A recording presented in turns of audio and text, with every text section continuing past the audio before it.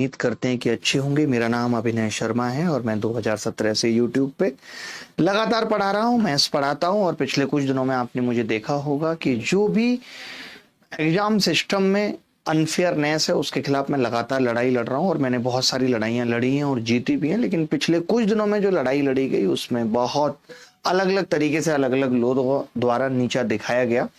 और अभी ये वक्त वाकई में बहुत क्रूशियल है। जैसा कि मैं आप सबको बताना चाहता हूं कि हमारे टीचर्स ग्रुप में अलग अलग तरीके से लोगों ने अपने अपने अलग अलग विचार रखे और सबने अपना बेस्ट दिया और ये कहा कि अब ये वाली लड़ाई हम खुद लड़ना चाहते हैं या हम दो लोग लड़ना चाहते हैं। तो हमने उस चीज का वेलकम किया कि ठीक है, अगर ये आप लड़ना चाहते हैं, जैसा कि आपने वीडियोज के अंदर भी सुना होगा कि आदित्य रंजन सर ने ये बोला कि हम आरडब्ल्यू के साथ मिलकर लड़ाई लड़ना चाहते हैं और हम ये लड़ाई गलत दिशा में चली गई है, जिन लोगों पे हमने भरोसा किया उन्होंने ठीक नहीं किया। ये सारी चीजें आपने देखी होंगी और सब अपने अपने अंदाज में फिर ये डिसाइड हुआ कि आप लड़ लीजिए। और ग्रुप में ये आया भी था कि 23 अगस्त से 26 अगस्त के बीच की परमिशन रामलीला ग्राउंड में बच्चों को आंदोलन करने की भी मिली है, क्योंकि जिस हिसाब से आपके सामने चीजें आपने देखी हैं कि रिमोट एक्सेस हो रहा है और किस तरीके से सीट्स बेची जा रही हैं। आपने यहां तक सुना होगा कि 90% सीटें अगर बेची जा रही हैं। तो मैं भी आप सबसे पूछना चाहता हूं कि हमारे पढ़ाने की सार्थकता क्या है अगर आपको नौकरी ही ना मिले तो? हमारा उद्देश्य ये नहीं है। अगर ये बात साबित हो जाती है और पूरी तरीके से बाहर निकल के आ जाती है तो मैं सच बता रहा हूं कि मैं उस दिन पढ़ाना छोड़ दूंगा। मेरे पढ़ाने के मायने खत्म हो जाते हैं अगर ऐसा हो रहा है। तो मेरी बाकी और शिक्षकों से भी ये गुजारिश है कि अगर आप ये लड़ाई लड़ रहे थे अपने अंदाज में तो आप इसे कंटिन्यू करिए। हम जिस तरीके से लड़ पाएंगे, जो कर पाएंगे, हम अपना कर रहे हैं। और अगर आपको हमारे किसी भी मोड पे किसी भी तरीके के साथ की जरूरत है तो हम तैयार है। मैं तो आज इंतजार भी कर रहा था कि अगर आज वीडियो बनानी पड़ेगी इसके लिए तो जरूर वीडियो बनाएंगे, क्योंकि अगर इन्हीं हालातों में सीजीएल होता है, जिन हालातों में एसएससी फेज एक्स और स्टेनो का एग्जाम हुआ है, तो ये समझ लीजिए कि लाखें बच्चों के भविष्य पे ऐसी तैसी हो जानी है। बहुत बुरे हालात होने वाले हैं अगर इन्हीं हालातों में सीजीएल हो रहा है तो मैं तो चाहूंगा कि इस चीज को आगे बढ़ाया जाए और हम आगे खड़े होके, पीछे खड़े होके, बीच में खड़े होके, साइड में खड़े होके, जिस दर भी खड़े होके उस चीज का हिस्सा बनेंगे तो अपने आप को बहुत सौभाग्यशाली समझेंगे। तो मैं अलग अलग पर्सनल मैसेजेस पे भी टीचर से गुजारिश कर रहा हूँ, ग्रुप में भी गुजारिश कर रहा हूँ और मैंने यूट्यूब पे भी इसलिए बोला ताकि आप अपने शिक्षकों को जाके बोलें कि क्या हुआ और क्या हो रहा है आगे, what the next plan. Next plan क्या है ये पता चले एटलीस्ट, वरना हमारे आपके पढ़ाने का कोई मतलब नहीं है। ना ही आपके पढ़ने की कोई सार्थकता है, ना ही हमारे पढ़ने की कोई सार्थकता है।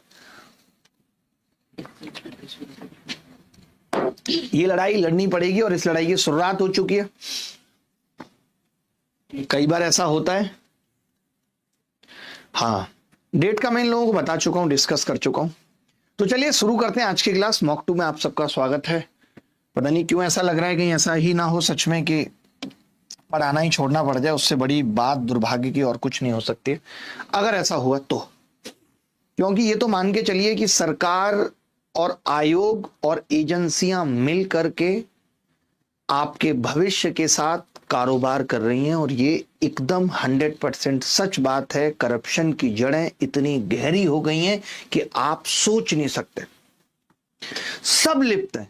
अभी कुछ मेरा दिल बड़ा करता है कि मैं कुछ फोटोग्राफ्स आप सबके सामने यहां रखूं और आपकी आंखें खुली की खुली रह जाएं, तब आपको समझ में आए कि किस तरीके से ये लोग आपके भविष्य के साथ खेल रहे हैं। और ऐसा नहीं है कि ये अभी से, अगर 2024 की कट ऑफ हाई गई थी तो इसके पीछे रिमोट एक्सेस एक बहुत बड़ा जो है रीजन था इसके पीछे की कट ऑफ इतनी हाई गई थी। आज इतने पढ़ने लिखने वाले बच्चे सेलेक्ट नहीं हो पा रहे हैं, इतनी मेहनत के बाद भी बच्चे सेलेक्ट नहीं हो पा रहे हैं क्योंकि आयोग अलग अलग तरीके से, जो मेन प्रॉब्लम है रिमोट एक्सेस होके घर पे एग्जाम का खुल जाना, उस पे तो आपका ध्यान ही नहीं जा पाता। आयोग आपको उलझा देता है नॉर्मलाइजेशन में, आयोग आपको उलझा देता है गलत सवालों में, ताकि आपका सही प्रॉब्लम, सही जो भ्रष्टाचार हो रहा है उसकी तरफ तो आपकी निगाह ही न जाए। तो बहुत ही तकलीफ की बात है। मुझे ऐसा लगता है कि जो लोग सीट खरीद रहे हैं, जो लोग सीट बेच रहे हैं, दोनों के ऊपर कड़ी कार्रवाई होनी चाहिए और दोनों को एक ही जगह है जो मिलनी चाहिए और वो है जेल। जब तक ऐसा नहीं होगा, लोगों के अंदर डर नहीं बैठेगा, तब तक ये सब चीजें होती रहेंगी। इससे अच्छा तो वो ऑफलाइन वाला दौर था कि कम से कम पेपर लीक इनको होता था, इनकी बहन को होता था, इनकी मौसी की लड़की को होता था। आज तो रिमोट एक्सेस इतने सस्ते पैसों पे बांटा जा रहा है जिसकी कोई सीमा नहीं है। तो बहुत दुख है, मुझे भी ये चीज का बहुत दुख है। और ये लड़ाई आप लोगों के लिए लड़ना बहुत जरूरी था, बहुत जरूरी है, और तब तक चलती रहनी चाहिए जब तक कि ये सब चीजें ठीक ना हो जाएं। आज आप देखते होंगे कि कितने डिपार्टमेंट ऐसे हैं जहां फाइनल डॉक्यूमेंट वेरिफिकेशन होने के बाद डिपार्टमेंट ज्वाइनिंग नहीं दे रहा है। आप मुझे खुद बताइए कि ग्रुप डी एमटीएस में ऐसा क्यों हो रहा है कि आपको ज्वाइनिंग नहीं मिल रही? क्योंकि इन लोगों ने 15-15 हजार रुपए में कॉन्ट्रैक्ट बेस पे लड़के पकड़ लिए। ये आपको रखना ही नहीं चाहते। अगर आपको रखना नहीं चाहते तो भैया आपने फॉर्म क्यों निकाला था? यूपी की जनसंख्या लगातार बढ़ रही है, और क्या यूपी में क्राइम रोकने के लिए, व्यवस्था बनाए रखने के लिए पुलिस की जरूरत नहीं होती होगी? तो क्यों और पुलिस नहीं आ रही है? हर साल लोग रिटायर हो रहे होंगे, बड़े बड़े अधिकारी आपको पता भी चल जाते हैं। आज डीजीपी साहब हटे, नए डीजीपी साहब आए, तो क्या पुलिस वाले रिटायर नहीं हो रहे होंगे? और अगर रिटायर हो रहे हैं तो क्या अब जनसंख्या बढ़ने के साथ पुलिस कम की जरूरत पड़ रही है? नहीं। तो आखिर वो भर्तियां कहां जा रही हैं जो 2-2, 3-3 साल बाद आ रही हैं? आप बताइए मुझे। हम और आप तो ये सोचते हैं कि भर्ती आ नहीं रही। भर्ती की जरूरत तो हर साल पड़ रही होगी। हर साल इनको इनकम टैक्स इंस्पेक्टर्स की जरूरत पड़ गई होगी। अभी कोई ऐसा एआई तो आया नहीं है जो पुलिस का काम कर ले कि कोई क्राइम करेगा, एआई पकड़ लेगा उसको हाथ कि भैया मत करो ये। तो ये सिस्टम कितना गहरा हो गया है, इसकी जड़ें कितनी गहरी हो गई हैं, आप नहीं सोच सकते। और जो लोग इसके बचाव में आ रहे हैं, आपने देखा कि जब नीट के एग्जाम पे उंगली उठी तो प्रधान साहब कैसे आके, शिक्षा मंत्री साहब सबसे पहले आके बोले कि कुछ भी नहीं हुआ है, लोग ऐसे ही चिल्ला रहे हैं। कौन है ये लोग जो आयोगों का बचाव करने आ जा रहे हैं? इन सब की मिली भगत है भाई। ये सब देश के युवा, उनके भविष्य, उनके सपनों को बेच डाला इन लोगों ने। आज हम लाख कहते रहे मोदी जी बहुत अच्छे, मोदी जी बहुत अच्छे। अरे खाक मोदी जी अच्छे, अगर आज बाईजूस बर्बाद हुआ है तो ऐसा नहीं है कि सीईओ बहुत अच्छा था, उसकी इथिकल वैल्यू बहुत अच्छी थी, लेकिन वो टीम नहीं बना पाया अच्छी। ऐसी अगर एक कंपनी आज बर्बाद होती है तो उसके डायरेक्टर्स जिम्मेदार हैं। अगर एक देश गलत रास्ते पे तो उसके प्रधानमंत्री, जिसके हाथ में देश सौंपा गया था, वो जिम्मेदार है कि वो क्यों ऐसी टीम नहीं बना पाया था, क्यों उसके कानों तक ये जू नहीं रहेंगी थी। क्या पिछले 11 साल में हम मोदी जी के पास एक बात ये नहीं पहुंचा पाए कि एग्जाम लगातार लीक हो रहे, एग्जाम में भ्रष्टाचार है? उन्होंने चाहा ही नहीं, उन्होंने मनसा दिखाई नहीं कि बच्चों के लिए, युवाओं के लिए यह चीज सोची जाए या खत्म की जाए। आज सोचिए कि एक एक सेंटर पे, 250-250 के सेंटर पे 25-25 लोगों का एग्जाम अगर बाहर बैठ के सॉल्वर्स देंगे तो कहां से आपका सिलेक्शन होगा? पढ़ते रहिए आप लाख। आप तो जीके की तैयारी करते हैं ना कि मैं परमार सर के यहां जीके की तैयारी करता हूं, मेरी जीके बहुत अच्छी है। कितना कर पाते हैं? 25 में 70 है ना। यहां तो वो 25 में 25 कर रहा है इंटरनेट देख के। आप कहां कंपीट कर पाएंगे उसके साथ? और वहीं पेपर अगर मुश्किल आ गया तो आपके 25 में 11 और वो 25 में 23-24, क्योंकि उसको तो इंटरनेट से करना है, चैट जीपीटी से पेपर करना है। कैसे आप कंपीट कर पाओगे? क्या फायदा ऐसी तैयारी का? क्यों करें हम ऐसी तैयारी? बताओ आप मुझे। आज हम भी पढ़ाने आते हैं, हमारे मोटिवेशन की ऐसी तैसी हुई पड़ी है। मुझे तो आज टीचर्स की मोटिवेशन की रील देखनी पड़ रही है पढ़ाने के लिए, क्योंकि मेरे पास तो मोटिवेशन यही होता था कि बच्चे पढ़ेंगे, आगे बढ़ेंगे, इनकी नौकरी लग जाएगी, कितना अच्छा लगेगा, हमें खुशी मिलेगी। पहले फॉर्म निकाल दो, फॉर्म के बाद घंटों तक, महीनों तक, सालों तक एग्जाम नहीं होता, एग्जाम हो जाता है तो उसका रिजल्ट नहीं आता, रिजल्ट आ जाता है तो उसके डॉक्यूमेंट वेरिफिकेशन में अलग तरीके के झोल है, वो भी हो जाए तो आप कह देते हो कि वैकेंसी भर गई है, जैसा आपने ग्रुप डी रेलवे में किया। इतने सारे बच्चे आज शादीशुदा, 2-2 बच्चे, उनको जीवन चलाना मुश्किल हो रहा है, क्या करे बच्चा? आज मैं ये रिजल्ट देख रहा था कि कितने सारे कोर्ट केस में इतनी सारी भर्तियां उलझी पड़ी हैं। और हमारे लिए क्या ये सौभाग्य की बात है कि हमारी हर भर्ती कोर्ट तक पहुंच जाती है? ये देश के लिए गरिमा का विषय है, ये देश का स्वाभिमान है। बताइए, गलत कह रहा हूं तो?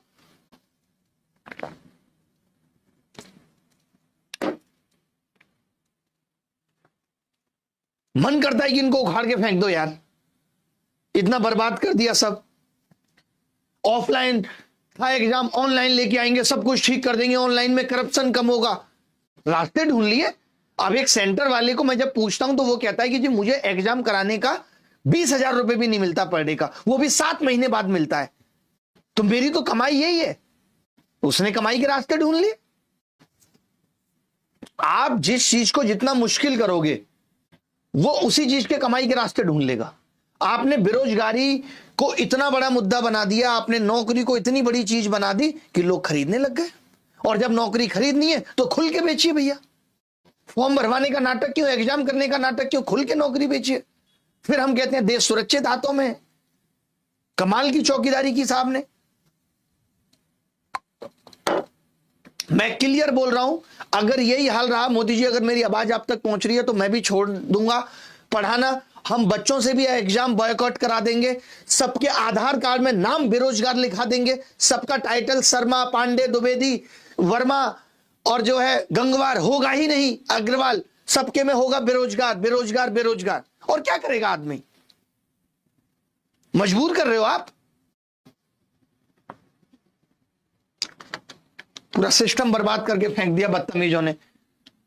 सवाल करते फटाफट से, 25 मन बिल्कुल भी नहीं है पढ़ाने का। मूल राशि और 4 वर्षों के लिए साधारण ब्याज पर जमा की गई कुल राशि 2:3 के अनुपात में है तो चक्रवृद्धि ब्याज ज्ञात कीजिए और 20,000 रुपए 2 वर्ष के लिए उस दर पर जमा किया जाता है। मैं बहुत फ्रस्ट्रेट हो गया हूं, मैं आपको बता नहीं सकता हूं। मेरा दिल पूरी तरीके से टूट गया है। मैं ऐसी चीजें आपके सामने एज ए प्रूफ दिखाऊं और ये बताऊं कि ऐसा हो रहा है। जो मैं कह रहा हूं ये सब सच है। इस रिमोट एक्सेस ने बच्चों का भविष्य बर्बाद कर दिया। हम ये सोचते थे कि यार इतनी हाई कट ऑफ गई है, इतनी हाई कट ऑफ गई है, इतनी हाई कट ऑफ, शायद बच्चों को और पढ़ने की जरूरत है। और उसके बीच में से आके 2 शिक्षक कह देते थे 120 तो आंख बंद करके आ जाते हैं। तुक्के से आ जाते हैं। अब समझ में आ रहा है कैसे आ जाते हैं। रिमोट एक्सेस करो भाई, रिमोट एक्सेस। आप बताओ, आप उस रिमोट एक्सेस वाले बंदे से कहां कंपीट कर पाओगे? और सोचिए ये हाल तब है नताशा, जब सेंटर पे एक एसएससी का बंदा रहता है, वो पर बच्चा 10,000 में बिक रहा है। ये मैं बिना सबूतों के नहीं बोल रहा। और आप कहते हो एसएससी का बंदा पर बच्चा 10,000 में बिक रहा है।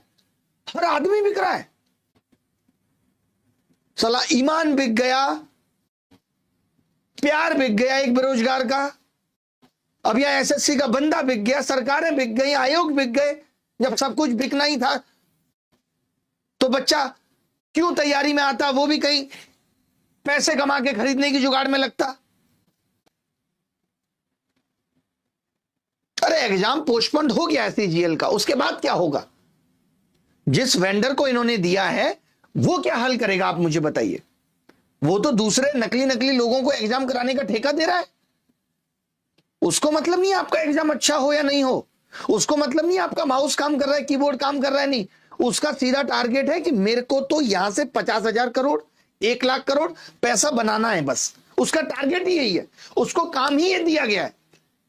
ये टेंडर लेने के लिए टेंडर कंप्रोमाइज हुआ है, शर्तें बदली गई हैं। जो शर्तें पहले टेंडर की होती थी उन शर्तों को बदल के, ताकि इस कंपनी को टेंडर दिया जाए। इस कंपनी को टेंडर तो पिछले साल भी मिल जाता, लेकिन इसके फाइनेंशियल्स उतने अच्छे नहीं थे तो इसको एक और फाइनेंशियल ईयर दिया गया कि तुम अपने फाइनेंस ठीक कर दो, अगले साल टेंडर तुम्हें देंगे और तुम खेल करना, नंगा नाच करना। और वो कर रहा है। एसएससी को 1 रुपए की शर्म चेयरमैन की आंखों में आपको दिखी हो कि 59,600 बच्चों को इनको री एग्जाम कराना पड़ रहा है, और ये उसके बावजूद भी उस कंपनी के साथ कंटिन्यू कर रहे हैं कि सीजीएल भी इससे कराएंगे। इसका एक ही समाधान है, मैं आपको बता दूं, टीसीएस के भी केवल वही सेंटर ठीक थे जो उनके खुद के थे, क्योंकि उनको डर था कि ये बात हम पे आ जाएगी। जो सेंटर वो भी खरीदते थे ना, उनमें भी तमाम तरीके का झोल था।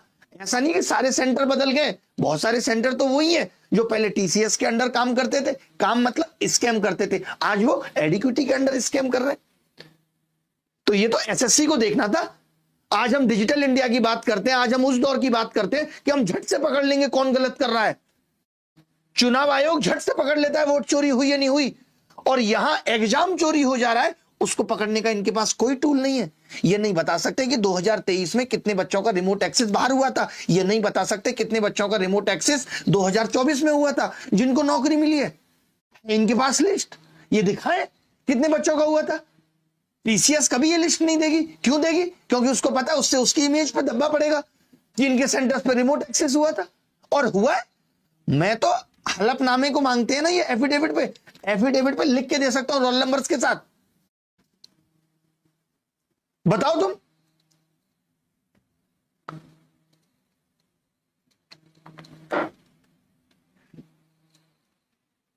चलिए सवाल करते हैं, आराम आराम से करेंगे। मूल राशि और 4 वर्षों के लिए साधारण ब्याज पर जमा की गई कुल राशि 2:3 के अनुपात में है तो चक्रवृद्धि ब्याज ज्ञात कीजिए। यदि 20,000 रुपए 2 वर्ष के लिए उस दर पर जमा किया जाता है जो साधारण ब्याज की दर से 3.5% कम है। आसान सवाल है, पता नहीं आपने देखा होगा या ऐसा नहीं देखा होगा।